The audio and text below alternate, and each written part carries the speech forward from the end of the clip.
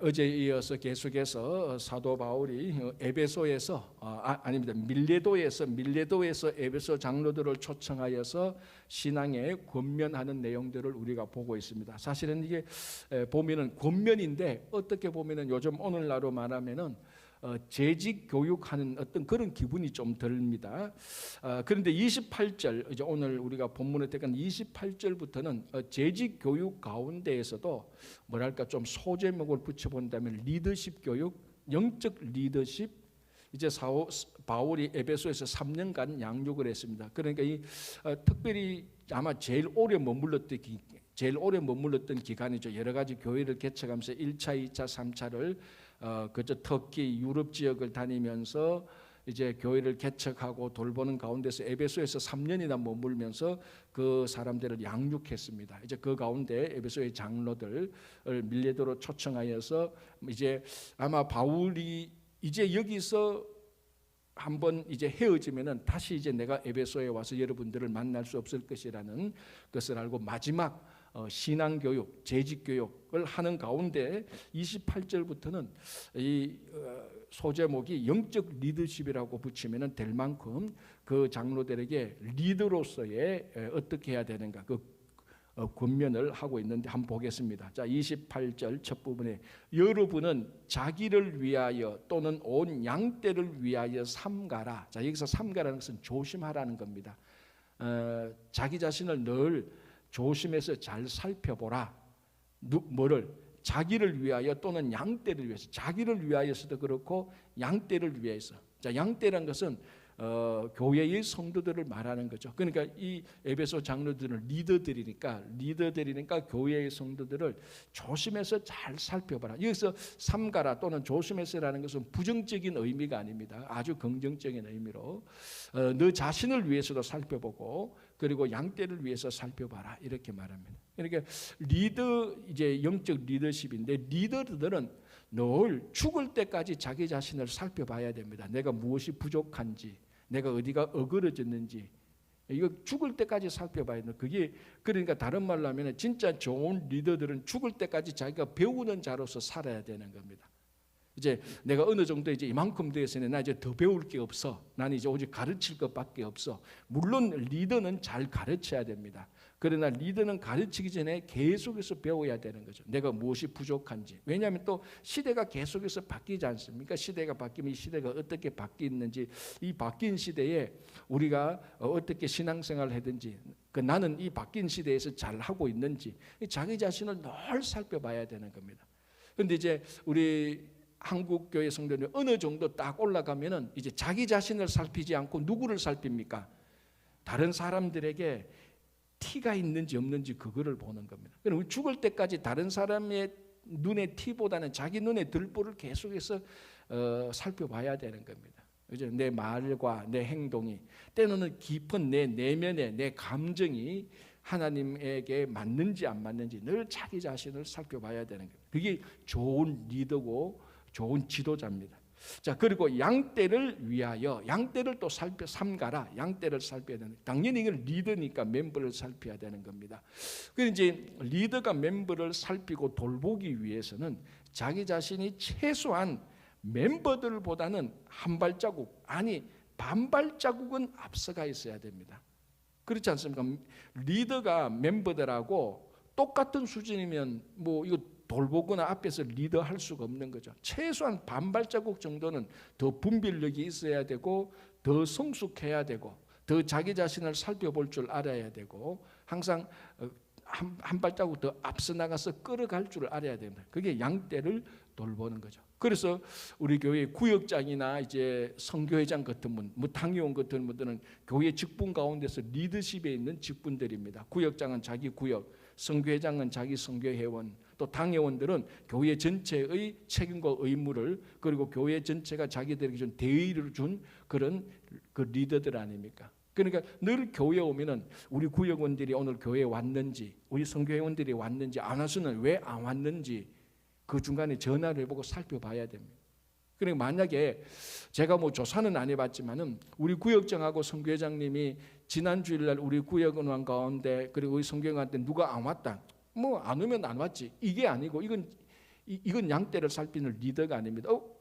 저분이 잘 오는데 왜 안 왔지? 내가 한번 전화해 봐야지. 아니면 뭐 요즘 뭐 통신 방법이 너무 많잖아요. 카톡이라도 집사님 지난주에 안 오셨네요. 뭐 무슨 일이 있었습니까? 아주 사소한 단순한 거. 거기서부터 양떼를 살피는 리더십이 들어가는 겁니다. 그리고 좀 일이 보면 좀 얘기를 해야 될 것 때문에 한번 만나자 그러고. 뭐 이건 지극히 상식적 아닙니까? 근데 지극히 상식적인 이 일에서부터 양떼를 살피는 리더십이 시작되는 겁니다. 제가 아는 어떤 사람은요, 절대로 상대방이 전화하기 전에는 자기가 전화 안 해요. 그럼 그 사람은 이제 나이가 들면 들수록 주변에 친구가 없어요. 그래서 하는 말이, 왜 나는 사람이 좋은데 자기는 좋은데 왜 친구가 없어? 그래 가만히 보니까 자기는 절대로 다른 사람한테 먼저 전화 안 해요. 전화해야 될 필요가 있는데도 전화를 안 해요. 그 사람이 내한테 전화해야지 내가 왜 전화를 해? 이런 사람은 평생 리더가 안 됩니다. 나이가 많거나 경험이 많거나 아무리 무슨 일이 있어도 요즘 돌볼 수 있는 리더는 절대로 안 되는 거예요. 리더는 먼저 찾아갈 줄 알아야 되고 먼저 돌봐야 될 줄 아는 겁니다. 그래서 오늘 바울이 그 에베소 장로들에게 먼저 자기 자신을 살펴봐라. 끝까지 배워라. 그리고 당신들은 이 에베소 교회의 리더들이니까 하나님께서 당신들에게 맡겨준 하나님의 양떼를 살펴라. 양떼를 살폈는데 양떼가 가만히 자기한테 오기만 기다립니까? 그거는 좋은 목자가 아니죠. 자기가 양떼 먼저 찾아가서 살펴봐야 돼. 먼저 전화도 해보고, 먼저 그럼 우리 식사라도 한번 하자. 오늘 교회 와서 교회 와서 기도라도 한번 하자. 먼저 할 줄 아는 게 그게 리더입니다. 멤버들은 절대로 먼저 손 내밀지 않습니다. 리더가 먼저 손을 내밀어야 되는 거죠. 자, 그리고 이렇게 말합니다. 성령이 그들 가운데 여러분을 감독자로 삼고. 자, 제가 왜 이게 그 리더십 교회라고 했는가 하죠. 성령이 여러분 가운데 감독자로 삼고. 자, 여기서 감독은요, 저게 잘하나 못하나, 뭐 흠이 뭐 있나, 그거 아닙니다. 여기서 감독은 돌보는 감독입니다. 감독자로 삼고 하나님이 자기 피로 사신 교회를 보살피게 하셨느니라. 아주 독특한 표현이 나오죠. 자, 이 리더들은 자기 자신을 살펴야 되고 자기에게 맡겨진 양떼를 돌봐야 되고 또 뭡니까? 교회를 보살펴야 되는 겁니다. 자, 그런데 이 교회를 보살피기 전에 먼저 이 교회가 얼마나 중요한가 그거를 봐야 되는 겁니다. 오늘 이 사도행전에서 바울이 독특하게 말했는 가운데 하나님이 자기 피로 사신 교회. 오늘 글자 그대로 보면 하나님이 자기 피를 뽑아가지고 누구한테 돈을 주고 교회를 샀다 이런 이제 우리식의 이해인데 그게 아니고 하나님이 자기 피로 사신 것은 이게 예수 그리스도의 보혈로 사신 피하고 마찬가지입니다. 자, 어쨌든 이게 하나님이 뭐 피를 꺼내든 예수 그리스도의 피로 샀든, 자, 이거는 일단 우리가 좀 복잡한 신학적인 주석이라고 놔두더라도 분명한 거는 여러분 자기 피로 샀다는 것은 귀한 겁니까? 안 귀한 겁니까? 그렇죠. 자기 피로 샀다는 것은 뭘 의미하는 겁니까? 우리가 피가 자, 우리 그 성경에서도 피 속에 뭐가 있다고요? 피 속에서 생명이 있다 그랬습니다. 그래서 우리 아시아권에서도 니하고 내하고 목숨을 건 맹세를 할 때 뭐로 맹세합니까? 피, 혈서를 쓰잖아요. 피를 뭐 날카로운 면도칼로 피를 내서 그거 가지고 너와 나는 영원한 우정을 뭐 이렇게 피로 이렇게 혈서에서 왜 니하고 내하고 생명을 두고 우리가 맹세한다는 그런 표시가 피입니다. 그러니까 하나님이 교회를 어떻게 하나님께서 이 교회를 샀다고요? 하나님이 하나님의 목숨을 내놓고 교회를 샀다는 겁니다. 이 교회를 일단은 우리가 교회를 지도자들이 교회를 보살피게 되는 교회를 보살피기 전에 교회에 대한 다른 말로 교회론이죠. 교회론에 대한 생각이 있어야 되는 겁니다. 멤버들은 모르겠지만 새가족들은 그렇게 생각 안 할 수 있겠지만 리더들은 영적 리더십에 있는 사람들은 교회가 얼마나 귀중한 것인가를 알아야 되는. 얼마나 귀중하다고요? 하나님이 생명을 주고 산 게 교회입니다. 그러니까 이 교회의 귀중함을 알게 되면은 자연스럽게 교회를 돌볼 수밖에 없는 것이죠. 요즘은 뭐 한국이나 미국도 교회가 다 잘 지어져 가지고요. 뭐 괜찮은데 물론 뭐 건물이 완전하지는 않지만 그래도 뭐 제가 어릴 때만 해도 벌써 40, 50년 해도 비가 많이 오면 교회는 늘 지붕 새고 뭐 담장에 문제가 있지 않습니까? 그래서 진짜 좋은 리더는 교회의 좋은 리더들은 비가 오면은 자기 집 걱정보다 먼저 교회 걱정이 되는 거예요. 그래서 비가 오면은 날 교회를 돌봐봅니다. 교회 혹시 비가 새지 않는지, 혹시 뭐 물이 또 그 들어오지 않는지. 요즘은 뭐 교회 건물이 뭐 그 좋아서 괜찮지만, 그래서 그때 리더들은 비가 오고 눈이 오고 바람이 불면은 늘 집보다 먼저 교회에 와서 이상이 없는가 그걸 살펴보던 좋은 어떤 보살피는 리더들이 있었어요. 이런 분들은 자기가 욕을 얻어먹어도 교회 욕은 안 합니다. 그죠? 왜? 교회가 뭡니까? 하나님이 목숨을 주고 산 게 교회인데 어떻게 자기가 교회 욕을 하느냐? 근데 요즘 뭐 언론이나 이런 데 보면은 교회 욕이 차고 넘칩니다. 차고 넘치고 교회 비난이 차고 넘칩니다. 물론 그 교회 자체에 대한, 원래 교회의 본질에 대한 것 아니보다 그 교회에 있는 성도들이 잘못했을 때 거기에 대한 비난이 넘치죠. 그럼에도 불구하고 우리 성도들은, 세상 사람들은 교회를 비난할 수 있겠지만 왜? 교회의 가치를 모르니까. 그러나 우리 성도들은 교회의 가치를 아는 겁니다. 하나님이 자기 목숨을 걸고 산 게 교회인데, 우리가 하나님의 자녀들인데, 우리가 주 예수를 믿어서 구원을 얻은 사람인데 우리가 우리 입을 통해서 교회를 비난한다? 이거는 정말로 칼로 우리 찌르는 거, 우리 영혼의 심장을 도려내는 거하고 똑같은 것입니다. 그래서 리더는 교회를 보살피는 사람이지 교회를 비난하는 사람들이 절대로 아닙니다. 아무리 자기가 똑똑하고 잘나도 교회를 비난하는 사람은 리더 자격이 없는 겁니다. 그래서 바울이 교회는 하나님이 목숨을 걸고 산 교회다, 이 귀중함을 알면 자연적으로 교회를 보살피게 되는 겁니다. 자, 그 다음에 29절 30절 볼게요. 내가 떠난 후에, 자 이제 바울이 그 아시아 지역을 떠난 후에, 에베소를 떠난 후에, 밀레도를 떠난 후에 좀 예언적인 말을 합니다. 이렇게 말해요. 내가 떠난 후에 사나운 이리가 여러분에게 와서 그 양떼를 아끼지 아니하고 또한 여러분 중에서도 제자들을 끌어 자기를 따르게 하려고 어그러진 말을 하는 사람들이 일어날 줄을 내가 아노라. 자, 그러니까 이 사나운 이리 또는 어그러진 말을 하는 사람들, 뭐 거짓 교사들이나 이단자들을 의미하는 겁니다. 바울이 이제 지금 이게 3차 선교여행 마무리할 때입니다. 그러니까 1차, 2차, 3차를 이렇게 선교여행을 하면서 이제 경험적으로 아는 겁니다.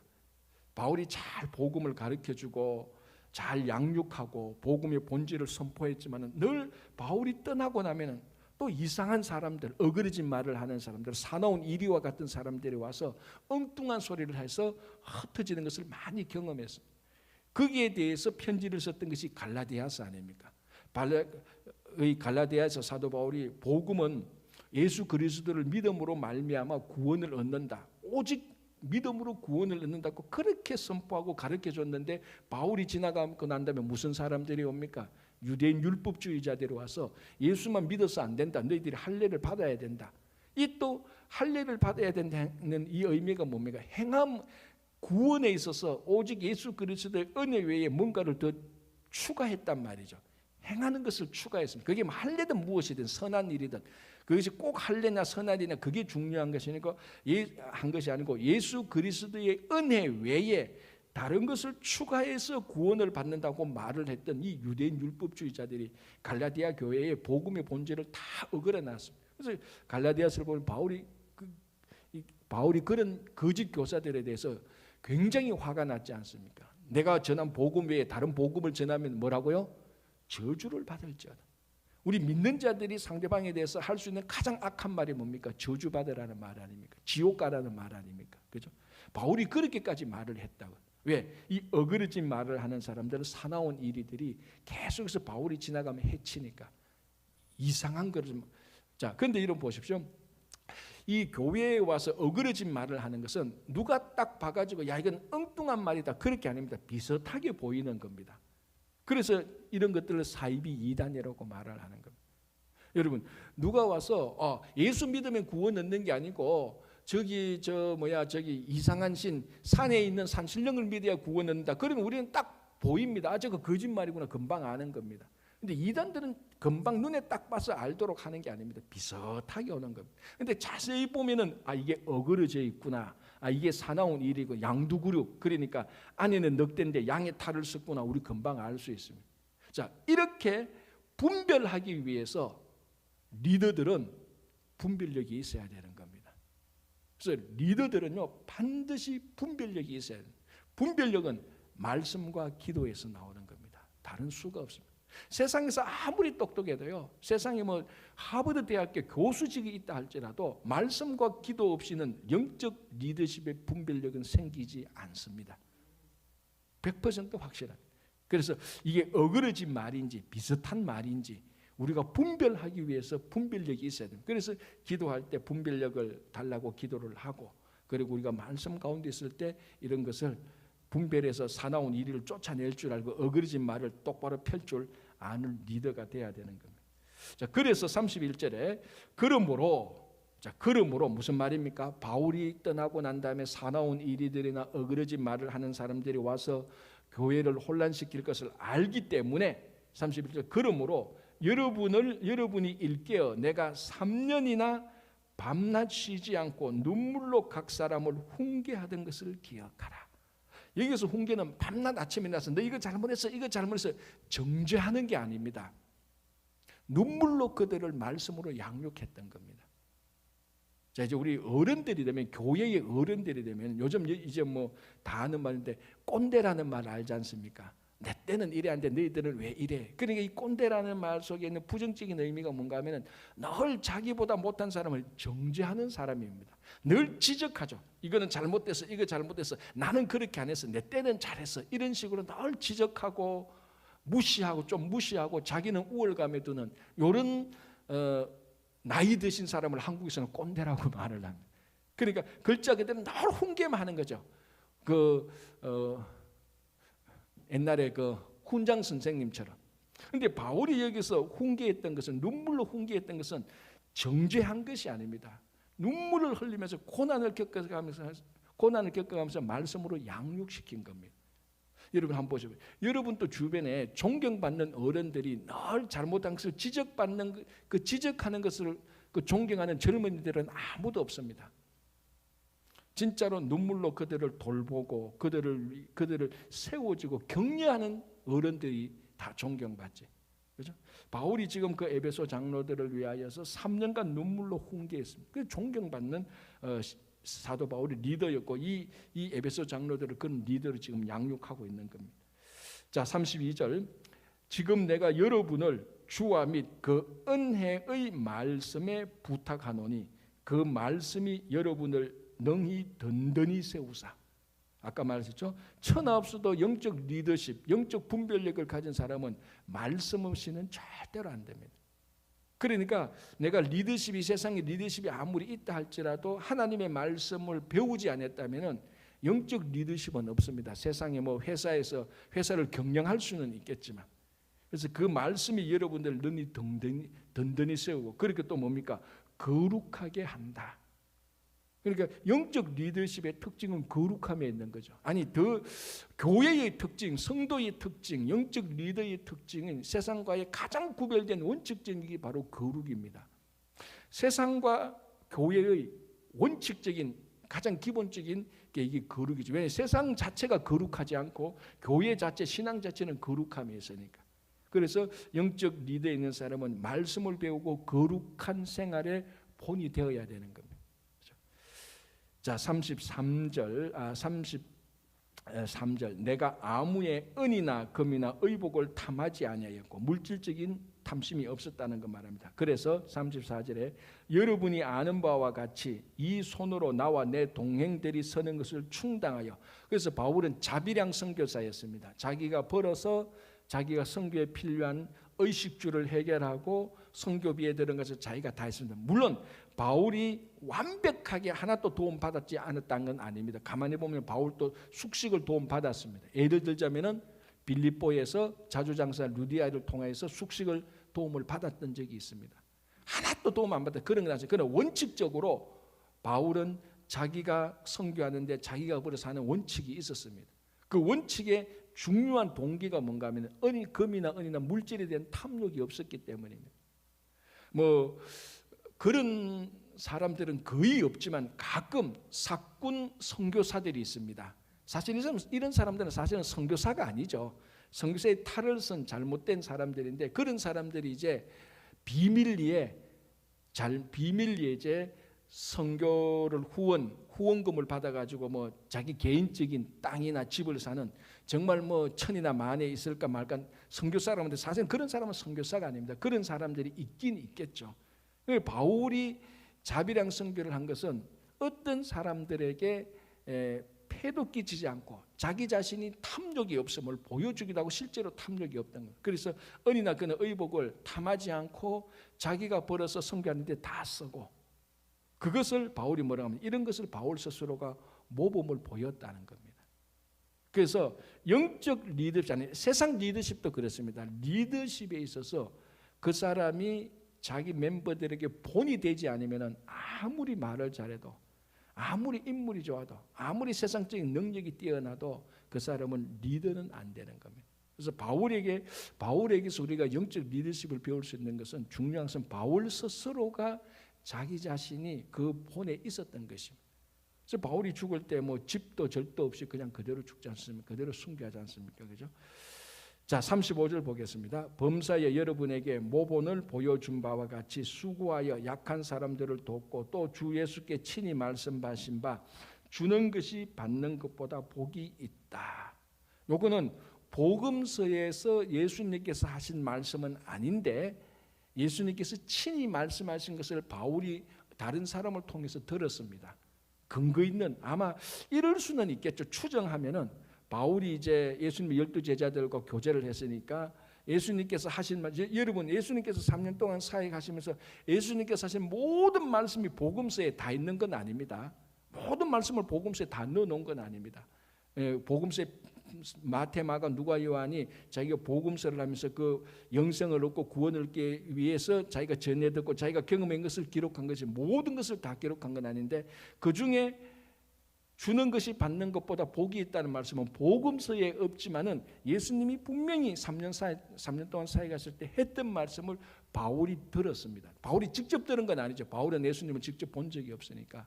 그러나 아주 아마 12 제자 가운데 한 사람이 그렇게 얘기를 했을 수도 들었을 것입니다. 그래서 예수님께서 주는 것이 받는 것보다 복이 있다고 했지 않느냐. 그걸 이제 바울이 실제로 실천을 하면서 탐욕에 대한 영적 리더십을 이제 바로 세워주는 것입니다. 그래서 사람들이 존경받는 리더는 일단 물질에 대한 탐욕이 없다는 그 본을 보여야 되는 것을 바울이 얘기합니다. 자, 그래서 주는 것이 받는 것보다 복이 있다 하심을 기억하여야 할지나. 자, 이렇게 해서 이제 크게 보면은 에베소 장로들에 대한 재직 교육을 마치고 후반부에는 재직 교육 가운데 소제목으로 영적 리더십에 관한 교육을 마칩니다. 자, 그리고 이제 밀레도에서 이별을 합니다. 바울은 이제 밀레도에서 수리아 지역, 그러니까 가나안 지역 그쪽으로 이제 오고, 이 에베소 장로들은 이제 밀레도에서 다시 에베소로 가는 거죠. 36절, 이 말을 한 후 무릎을 꿇고 그 모든 사람들과 함께 기도하니 다 크게 울며 바울의 목을 안고 입을 맞추고 다시 그 얼굴을 보지 못하리라 한 말로 말미암아 더욱 근심하고 배에까지 그를 전송하니라. 굉장히 신앙의 교제가 돈독했음을 알 수 있습니다. 서로 헤어짐의 그 인간적인 아쉬움은 얼마나 친밀한 것을 볼 수 있죠. 자, 그래서 이제 21절에서 바울이 이제 밀레도에서 배를 타고 어디까지 오는가 하면은 두로로 옵니다. 그 일정이 나타나 있죠. 21절, 22절, 21장 1절, 2절, 3절인데 3절 보시기 바랍니다. 구브로를 바라보고 이를 왼편에 두고, 자, 이 구브로가 바울과 바나바가 1차 여행 때 선교 갔던 섬입니다. 그죠? 그러니까 배를 타고 구브로를 왼쪽으로 보고 배를 타고 두로로 옵니다. 두로는 우리가 보통 흔히 하는 말로 시돈과 두로 이렇게 말할 때 나오는 두로고, 가나안 지역 북쪽에 있죠. 가나안 지역 북쪽에 있는 지역이 두로 아닙니까? 그죠? 이 두로가 두로 왕 히람, 누구였죠? 두로 왕 히람이 누구였죠? 예루살렘 성전 건축할 때 많은 도움을 줬던 그 두로 왕 히람, 바로 그 두로 지역이 바로 이 지역입니다. 그래서 바울에서 밀레도에서 배를 타고 두로로 옵니다. 이제 그러니까 뭐 이 지역은 그 육지로 다 연결됐으니까 시돈, 두로, 그 밑에 이제 가나안, 이제 그 남쪽에 이제 예루살렘, 이제 바울이 이제 그쪽으로 시돈과 두로 위쪽으로 올라가면은 안디옥, 수리아 안디옥, 이제 그쪽에 있는, 그래서 두로에 들어오게 되는 겁니다. 자, 4절 보겠습니다. 두로에 왔는데 제자들을 찾아 이레를 머물던, 자, 두로에 제자들이 있었는데 이 제자들은 아마 서대반 집사가 순교할 때 그 순교한 이후로 핍박을 받았던 사람들이 막 흩어졌지 않습니까? 어떤 사람은 사마리아로 가고 뭐 북쪽으로 가고 있는데 아마 그 일부의 사람들이 두로 북쪽에 가서 교회를 개척했던 하고 말씀을 듣던 그 제자들일 겁니다. 자, 그 제자들을 찾아 거기서 일주일을 머물더니 그 제자들이 성령의 감동으로 바울더러 예루살렘에 들어가지 말라 했습니다. 자, 앞에서도 이미 한 번 있었죠. 앞에서도 자 어디 있습니까? 우리 어제 봤죠. 20장 22절 보겠습니다. 밀레도에서 에베소 장로들과 함께 했을 때 이렇게 말하죠. 보라 20장 22절 보라 이제 나는 성령에 매여 예루살렘으로 가는데 거기서 무슨 일을 당하는지 알지 못하느라 오직 성령이 각성해서 내게 정언하여 결박과 환란이 나를 기다린다. 이미 한번 밀레도에서 바울이 예루살렘에게 간다고 말할 때 성령께서 거기는 환란이 있을 것이라고 알려줬습니다. 자, 그런데 두로에 왔는데 이 두로의 제자들이 성령의 감동으로 예루살렘에 들어가지 말라. 왜? 거기 가면 환란과 핍박이 있을 것이라고 얘기를 합니다. 두 번째 얘기를 듣죠. 두 번째 예루살렘에 들어가지 마십시오. 환란과 핍박이 있다고 얘기를 들었습니다. 자, 그리고 이제 바울이 두로에서 어디를 가는가 하면요. 7절 보시기 바랍니다. 두로를 떠나 항해를 다 마치고 돌레미아에 이르러 형제들에게 안부를 묻고 그들과 함께 하루를 있다가 이튿날 떠나 가이사랴에 이르러. 자, 이제 가이사랴부터는 이제 우리가 흔히 말하는 가나안 땅이라고 볼 수 있죠. 가이사랴에 이르러 7 집사 중 하나인 전도자 빌립의 집에 들어가서 머물렀다. 자, 우리 서대반 집사하고 빌립 7 집사 있고 빌립이 어디에 전도를 하러 갔죠? 사마리아에 전도하러 갔잖아요. 그죠? 그 빌립. 그러니까 거기에 이제 바울이 빌립 집사의 7 일꾼 가운데 빌립 집사의 집에 들어갔는데 4명의 처녀가 있었습니다. 빌립 집사의 딸. 그런데 이 처녀가 다 특별한 은사를 받았어요. 다 처녀로서 예언하는 은사를 가진 빌립의 딸이었습니다. 자, 9절 그에게 딸 넷이 있으니 처녀로 예언하는 자라. 여러 날 머물러 있더니 아가보라 하는 한 선지자가 유대로부터 내려. 아가보가 앞에 있었습니까? 없었습니까? 아니, 여러분 성경을 그렇게 많이 읽는데 앞에 있었잖아요. 없었는데 제가 이런 질문을 안 할 거 아닙니까? 그죠? 자, 11장 한번 보겠습니다. 11장에 17절인가요? 아가보가 11장 27절이네요. 11장 27절. 사도행전 11장 27절. 27절 28절. 그때의 선지자들이 예루살렘에서 안디옥에 이르니 그 중에 아가보라 하는 한 사람이 일어나. 자, 1차 선교 여행 때에 예루살렘에서 안디옥에 이르니 1차 선교 여행이 아니고 그때 선지자들이 예루살렘에 안디옥에 이르니 그때에 아가보라 하는 한 사람이 일어나 성령으로 말하되 천하에 큰 흉년이 들리라 하느니 글라우디오 때에 그렇게 되니라. 제자들이 각각 그 힘대로 유대에 사는 형제들에게 부조를 보내기로 작정하고. 자, 안디옥에서 때 예루살렘에서 한 선지자가 왔는데 그 선지자가 아가보입니다. 동일한 인물이죠. 이 사람이 와서 곧 천하의 흉년이 될 것이다라고 말하니까 안디옥에 있는 사람들이 힘대로 구제 헌금을 마련해서 사도 바울의 편에 보내서 어디로 봅니까? 예루살렘 교회에 보냈던 적이 있습니다. 이때에 아가보라는 사람이 아가보는 특별한 예언의 은사가 있었던 사람입니다. 이 아가보가 다시 와서 말합니다. 여기 21장에 10절에 21절에 여러 날 머물러 있더니 아가보라는 한 선지자가 유대로부터 내려. 그 아가보가 왔습니다. 아가보는 굳이 말하자면 우리 이렇게 표현해도 숨어있는 참 선지자라고 볼 수 있습니다. 성령의 감동을 받아서 적절할 때에 하나님의 말씀을 예언했던 그 선지자인데 이번에도 이 바울이 가이사랴에 오니까 아마 예루살렘에서 할 겁니다. 이 유대로 되는데 예루살렘에 와서 예루살렘에 가면 당신이 결박을 당하고 환난을 당할 것이다. 자, 그러면서 이거를 어떻게 말하는가 하면은 11절 보면은 말하는 게 아니고 행동으로 보여줍니다. 우리에게 보십시오. 우리에게 와서 바울의 띠를 가져다가 자기 수족을 잡아매고 말하기를 성령이 말씀하시되 예루살렘에서 유대인들이 이같이 이띠 임자를 결박하여, 이띠 임자가 누굽니까? 바울이죠. 이띠 임자를 이렇게 결박하여 이방인의 손에 넘겨줄 것이다. 그 뭡니까? 당신이 예루살렘에 가면, 바울이 예루살렘에 가면 이렇게 결박해서 이방인의 손에 넘겨줄 것이다. 자, 지금 바울이 예루살렘에 들어가면 환난을 당할 것이라는 것을 몇 번 듣습니까? 지금 3번 듣죠. 밀레도에서 듣고, 가는 곳마다, 그리고 두로에 가니까 두로의 제자들이 말하고, 그리고 가이사랴에 오니까 아가보라는 이 예언자가 그 4명의 처자들을 시켜서 이렇게 결박하는 것을 통하여서 또 예루살렘에 가면 환난과 결박이 기다릴 거다. 3번이나.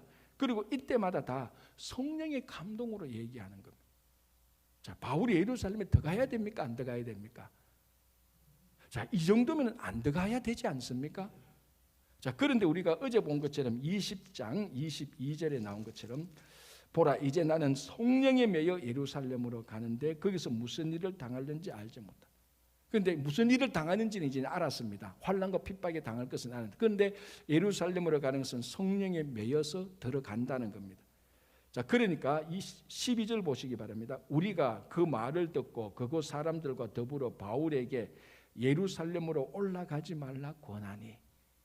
당연히 권할만 하지 않습니까? 한 번도 아니고 2번, 3번인데, 그러면 때 바울이 13절에 말합니다. 바울이 대답하되 여러분이 어찌하여 울어 내 마음을 상하게 하느냐. 나는 주 예수의 이름을 위하여 결박당할 뿐 아니라 예루살렘에서 죽을 것도 각오하였느니라 하니 그가 권함을 받지 아니하므로 우리가 주의 뜻대로 이루어지이다 하고 그쳤느라. 자, 지금 이제 세 번이나 바울이 예루살렘에 가면 환난과 결박을 당한다고 말했습니다. 그래서 그 사람들이 들어가지 말라고 말했습니다.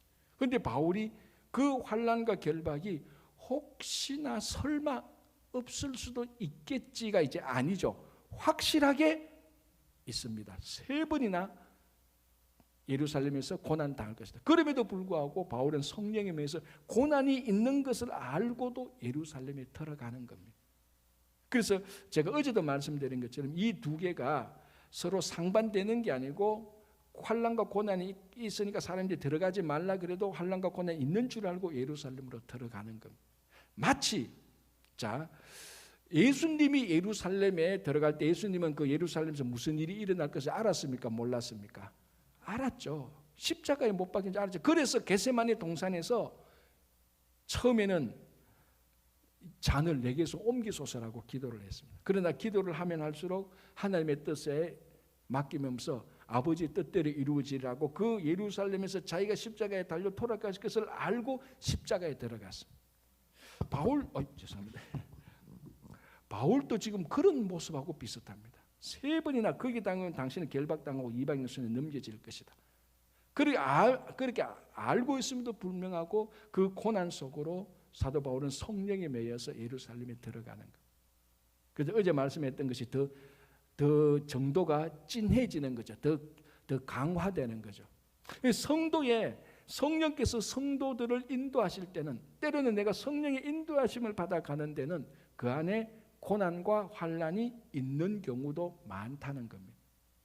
성령의 고난으로 받아서 모든 게 다 편안하고 모든 것이 다 쉬워지고 그런 것도 있습니다, 분명히. 그러나 오늘 바울의 경우, 예수님의 경우는 성령의 인도하심을 받는데 고난이 있다는 것을 설마가 아니고 확실하게 알고 바울은 그 고난 속으로 들어가는 거예요.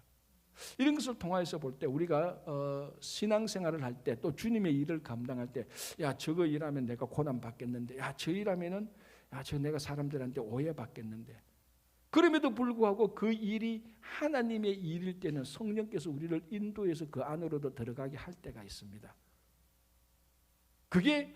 그런데 이제 이런 이 성경을 보면 이런 고난과 환난으로 성령께서 인도하시는 사람들은 쉽게 말하면 새 가족은 전혀 그렇게 하지 않습니다. 믿음이 얕은 사람은 전혀 그렇게 하지 않습니다. 가장 성숙한 단계에 있는 사람들, 그런 사람들을 환난과 고난으로 인도하여서, 그래서 바울이 뭐라 합니까? 14절 중간에 우리가 주의 뜻대로 이루어지다. 그래서 이렇게 들어가게 되는 것입니다. 그래서 하나님께서 다시 어제의 말씀을 반복해서 한 번 더 말하자면 환난과 고난이 있는 것으로 성령께서도 인도하신다. 그러나 한 번도 그 환난과 고난에 대해서 패배하거나 완전히 망하는 게 없습니다. 십자가에서 항상 승리하는 것하고 똑같습니다. 그래서 바울이요 예루살렘에 들어가서 어떻게 합니까? 결박되죠. 결박돼서 어떻게 됩니까? 이제 앞으로 보겠지만은 결박된 상태로 어디로 갑니까? 로마로 가게 되잖아요.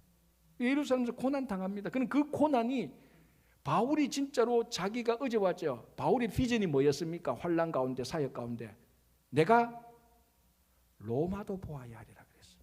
그 비전을 예루살렘에 들어가서 고난과 환난을 당한 것들을 통해서 그 비전이 이루어지는 것입니다. 그래서 환난과 고난 속에서도 하나님께서 우리에게 비전을 주시고 환난과 고난이 있지만은 우리를 완전히 망하게 하거나 완전히 우리를 파괴시키지 않습니다. 그 환난과 고난이 오히려 늘 제가 말씀드렸지 전화위복이 되어서 승리로 이끌어가게 되는 것입니다. 그래서 우리 여러분들이 환난과 고난 속에 있어도 늘 하나님께서 우리에게 마지막 최종 승리를 주시는 그 확신 속에서 살아가시기 바랍니다. 기도하겠습니다. 하나님 아버지 감사합니다. 오늘 또 하루를 시작합니다. 오늘 또 사도행전을 통하여서 일어났던 성령의 역사를 보면서 이 역사가 우리 각자 개인의 삶에서 가정에서 교회에서 일어나기를 간절히 바라옵고 원합니다. 우리 가운데 몸이 연약한 이창근 지사님과 환우들을 살펴주시고 가정과 일터와 자녀들에게 복을 더하여 주시고 말씀 위에 든든히 서게 하시고 이 나라 미국과 조국 대한민국과 우크라이나 사태가 하나님께 잘 쓰임받을 수 있도록 인도하여 주시옵소서. 다시 한번 간절히 기도하기는 11월 셋째 주일 친구 초청 잔치를 하게 됩니다. 낙담하고 절망하고 교회를 떠난 영혼들을 다시 초청하여서 하나님을 만나게 되는 귀한 친구 초청 잔치가 되게 하여 주시옵소서. 예수님 이름으로 기도합니다. 아멘.